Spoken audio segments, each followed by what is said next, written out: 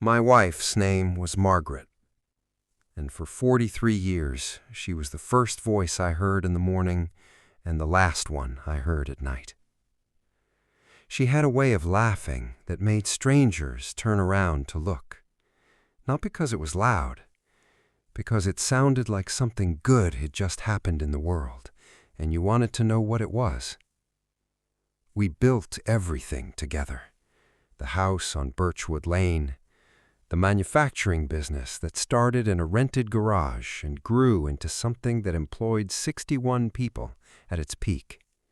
3 kids, a life. She was diagnosed in February, gone by October. I won't dwell on those 8 months. Some things aren't for sharing. What I will tell you is that in her final weeks, Margaret asked me for one thing, not for comfort, not for promises. She asked me to trust her. She said, "Raymond, I've handled something. When the time comes, just let it play out." I didn't know what she meant. I trusted her anyway. 43 years had earned that trust. We buried her on a Thursday. Clear sky, cold for October. My son Daniel stood on my left. His wife, Brenda, stood on his right, wearing sunglasses that hid her eyes, and I remember thinking even then that something was off. She wasn't crying. She was watching. I filed it away and focused on getting through the day. You do that when you're grieving. You narrow your world down to the next hour, the next handshake, the next cup of coffee someone presses into your hands. 3 days after the funeral, I got a call from our family attorney, Gerald Hatch. He told me Margaret had left specific instructions that a formal reading of her estate documents was to take place no later than 2 weeks after her passing. I asked if that was standard. He paused a moment before answering. He said, "Raymond, your wife was a very intentional woman." I knew that better than anyone. What I didn't know was that Brenda had already called Gerald's office twice before I had. She knew something was coming. She just didn't know what was inside the envelope. The meeting was set on a Tuesday morning.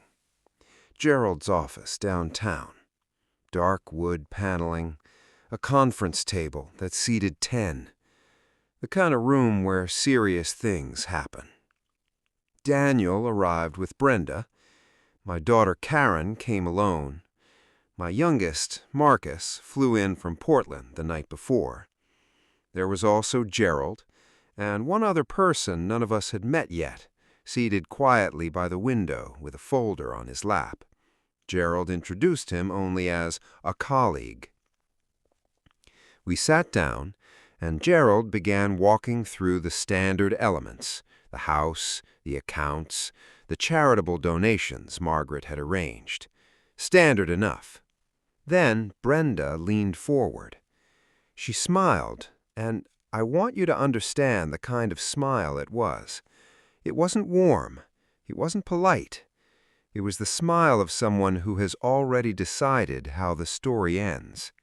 She said, and I'm going to give you her exact words, "Now that the old woman is gone, you'll put the company in Daniel's name and fend for yourself." The room went very quiet. Karen's jaw tightened. Marcus looked at the table. Daniel, my son, said nothing. He stared at his hands. I looked at Brenda for a long moment. Then I looked at my son, and I smiled. Not a cruel smile, not a performance, just the calm of a man who had been trusted by his wife and was about to find out why. I said, "Let Gerald finish." Gerald cleared his throat. He set down the standard documents and reached beneath the table. He produced a sealed envelope, cream-colored, heavy paper, Margaret's handwriting on the front. He said, "Margaret left one additional instruction. This envelope is to be opened at this meeting in front of all parties, by the colleague present today. Brenda's smile flickered, just for a second. Then it returned, thinner this time. The colleague by the window stood up. He opened his folder. Inside was a document, and he began to read. The colleague's name was Dr. Alan Merritt. He was a genetics counselor from a lab in the city. I had never seen him before in my life. Margaret had arranged his presence entirely on her own. Before he read the document in his folder, Gerald read aloud from Margaret's letter. She had written it, Gerald told us, 6 weeks before she passed. Her words: Raymond, Daniel, Karen, and Marcus, I love each of you. What I am about to share is not an act of cruelty. It is an act of truth. I have spent 31 years knowing something I was asked to keep silent about. I kept that silence out of love, but love should not be used as a reason to let a lie outlive the person who asked you to tell it. I won't. What Dr. Merritt holds is the result of a DNA test I commissioned 14 months ago. I ask only that everyone in this room remain seated until it has been read in full. I felt something shift in my chest, not panic, something older than panic, a premonition. Karen reached across the table and took my hand. Daniel had gone pale. Brenda was no longer smiling. She was gripping the edge of the table, and for the first time since I'd known her, 8 years of Sunday dinners and holidays and a wedding I paid for, she looked afraid. Dr. Merritt opened his folder. He said, The DNA analysis was conducted using samples provided voluntarily by Margaret Hayes and compared against the profiles of 3 individuals. 3 individuals. Karen Hayes, Marcus Hayes, and Daniel. Brenda pushed back from the table slightly, just an inch. The body knows before the mind does. Dr. Merritt said, The results confirm full biological parentage for Karen Hayes and Marcus Hayes. He paused. He looked up once, then he looked back at the document. Dr. Merritt continued reading. His voice did not change. Professional, precise. The words landed in the room like stones dropped into still water. Daniel Hayes does not share biological parentage with Raymond Hayes. No one spoke. No one moved. The air conditioner hummed. A car passed outside on the street below. Normal sounds from a world that had no idea what had just happened in that room. Daniel stared at the table. He didn't look at me. He didn't look at Brenda. He stared at the wood grain of that conference table, as if it contained the answer to a question he'd been carrying for a very long time. I understood in that moment that Daniel already knew, or suspected. He had carried something too. My anger, and there was anger, sitting in my chest like a coal, did not land on him. It landed entirely on Brenda. Because Brenda, in the silence of that room, looked at me, not at Daniel, not at the lawyer, not at Dr. Merritt. She looked directly at me and said, This doesn't change anything. Gerald Hatch set down his pen. He said, Actually, Mrs. Hayes, the estate documents Margaret prepared account for this finding explicitly. He produced a second sealed envelope. He opened it. He read from it. And what Margaret had written was the most precise, most careful, most Margaret thing I had ever heard. She had revised her will 14 months prior, the same week she commissioned the DNA test. The company was to remain in my name, with equal shares to Karen and Marcus upon my passing or retirement. Daniel was not excluded. He was left a generous personal inheritance because Margaret loved him, biology or not. But the revision contained one clause that applied specifically to spouses of beneficiaries.